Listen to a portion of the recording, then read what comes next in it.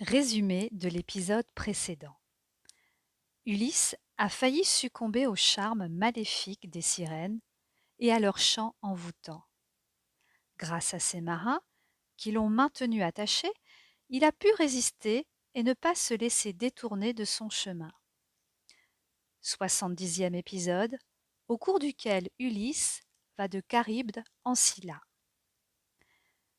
Le bateau fendait les flots à bonne vitesse depuis plusieurs heures déjà, lorsque le timonier, chargé de faire le guet, se mit à crier: Attention, là, à droite! Il y a un gros récif! Nous fonçons dessus! Aussitôt, le capitaine changea de cap et le bateau dévia de sa route pour ne pas heurter le récif. Attention, là, à gauche! Un autre! Hurla l'homme de garde. Hop! Un tour de gouvernail, et le bateau changea encore de direction. Mais aussitôt, un nouveau récif surgit devant lui. En un instant, Ulysse prit la mesure du danger. Nous sommes au niveau des roches errantes, dit-il à ses hommes. Ces récifs se déplacent. Ils s'engloutissent et réapparaissent sans que nous puissions prévoir où. Il va falloir manœuvrer serré si nous ne voulons pas que notre coque soit déchiquetée par ces maudits rochers. Ulysse empoigna le gouvernail et se mit à manœuvrer. Mais dès qu'il avait évité un rocher, celui-ci réapparaissait un peu plus loin. Il lui fallait avancer délicatement et anticiper les mouvements des roches. À bord, chacun retenait son souffle. Le soleil dardait ses rayons de feu. De larges rigoles de sueur coulaient dans les yeux d'Ulysse, malgré le bandeau qu'il avait noué sur son front. Un bruit sourd de raclement se faisait parfois entendre, celui du frottement de la coque contre l'un des rochers. Enfin, après de longues heures à manœuvrer ainsi, Ulysse réussit à s'éloigner de la zone dangereuse sans que les pointes acérées aient percé le ventre du bateau. Lorsque les roches errantes furent loin derrière eux, les marins poussèrent de joyeux hurrahs et félicitèrent leur chef de les avoir tirés de ce mauvais pas. Le navire venait de s'engager dans un étroit défilé entre deux îles. Les cris de joie résonnèrent le long des parois rocheuses, se répercutant en écho. Ce que Ulysse et son équipage ignoraient, c'est qu'un monstre vivait sur chacune de ces îles et que leur hurrah venait de les réveiller. Le premier monstre s'appelait Charybde.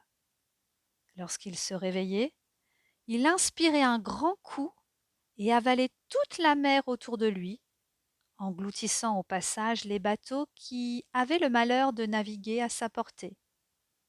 Puis, il expirait et recrachait violemment l'eau de son ventre, créant ainsi de gigantesques tourbillons qui emportaient les navires ayant échappé à la première aspiration. Dès qu'il aperçut les remous, Ulysse comprit le danger et se mit à crier: Vite! Ramez! Ramez! Résistez au courant! Il faut nous éloigner le plus possible de cette côte! La coque du navire semblait n'être qu'une coquille de noix ballottée sur les flots agités. Pris dans les remous, le bateau tournait parfois sur lui-même.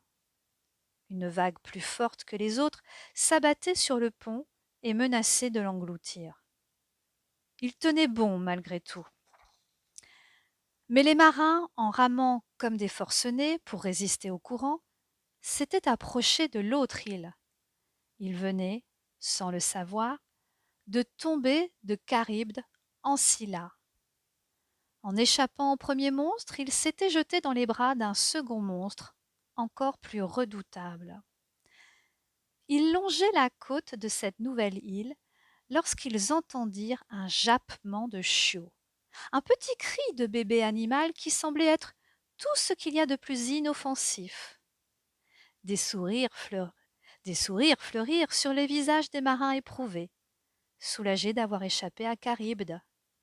Mais lorsqu'ils levèrent les yeux et découvrirent d'où provenaient ces bruits de chiots, les sourires disparurent. Celui qui jappait ainsi était un monstre doté de 6 têtes, avec chacune 3 rangées de dents pointues.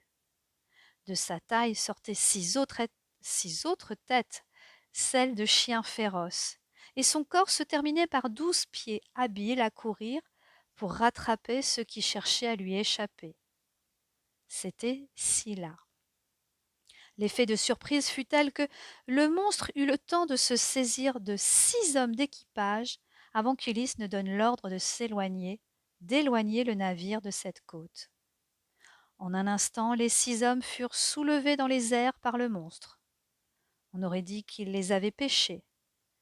Ils hurlaient, se débattaient, appelaient Ulysse à leur secours comme des poissons frétillants au bout d'une ligne. Mais il était trop tard déjà. Chacune des monstrueuses têtes de Scylla déchiquetait un marin à belles dents. Épouvanté, l'équipage se mit à ramer avec une force exceptionnelle pour tenter de se mettre hors de portée. Car nul doute qu'une fois son horrible repas fini, Scylla voudrait se resservir sur le bateau. Par chance, un vent favorable se mit à souffler dans les voiles et à aider les rameurs à prendre de la vitesse. Et bientôt le bateau d'Ulysse fut loin de Scylla. Cette nuit-là, Ulysse ne dormit pas une minute. Ses compagnons, épuisés d'avoir eu si peur, ronflaient sur le pont.